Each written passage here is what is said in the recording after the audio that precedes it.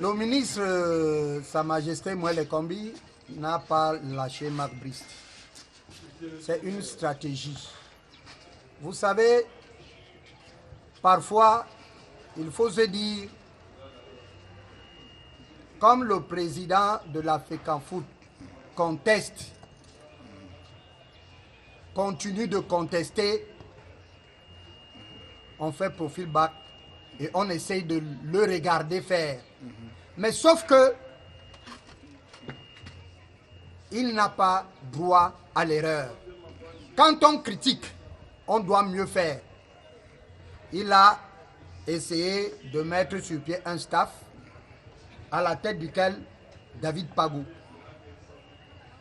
Il a eu à contester le staff de l'État, pas de Moël Kombi, qui avait à sa tête Marc Brice. Mais n'oublions pas que Marc Brice est toujours sous contrat.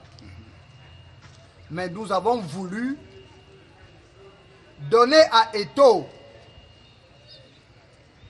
la responsabilité, la charge dont il a besoin pour cette Coupe des Nations, pour cette CAN.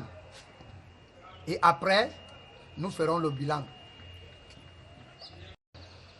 D'accord, pour ma part, je vais d'abord commencer par saluer la décision du professeur, du ministre Moël Kombi, qui a reconnu dans un premier temps M. Pagou comme sélectionneur du Cameroun. Ça nous a permis de revenir à la norme, parce que c'est ce qui aurait dû être fait depuis. D'après les lois en vigueur dans notre pays, l'État n'a aucun droit de forcer un staff ou un sélectionneur à la Fédération camerounaise de football. Donc c'est déjà un premier pas vers la droiture et on ne peut que saluer cela. Maintenant, pour répondre à votre question, je pense que ça n'a pas été un choix volontaire, c'est plus un choix par dépit. On sait que depuis le début, le ministre des Sports est de bras et pieds avec le sélectionneur Marc Brice. Mais le fait d'accepter Pagou montre qu'à un moment, ça ne dépendait plus de lui. Il a été obligé d'accepter ce qui est normal. Ça veut dire de reconnaître le staff qui a été fixé, qui a été mis en place par la FECAFOOT, qui est le seul organisme de droit pour le faire au Cameroun. Donc, je pense que ça n'a pas été un choix volontaire, ni un choix facile pour lui, mais il n'a pas eu de choix. Et je salue cela parce que ce n'est pas tout le monde qui accepte qu'il s'est trompé et revient à la raison. C'est tout ce que j'avais à dire. En fait, par rapport au fait que le ministre des Sports, le professeur Moël Kombi, a lâché l'ancien sélectionneur de Lyon notable Marc Brice, je ne dirais pas qu'il lui a lâché, parce qu'on dira ici qu'il n'a pas eu de choix. Et aussi pour éviter qu'il y ait du désordre dans notre football. Vous-même, vous l'avez constaté, depuis quelques années, nous avons une sorte de cacophonie dans notre football.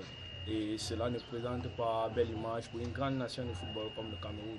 Donc du coup, ici, le ministre, pour moi, a pris une très bonne décision.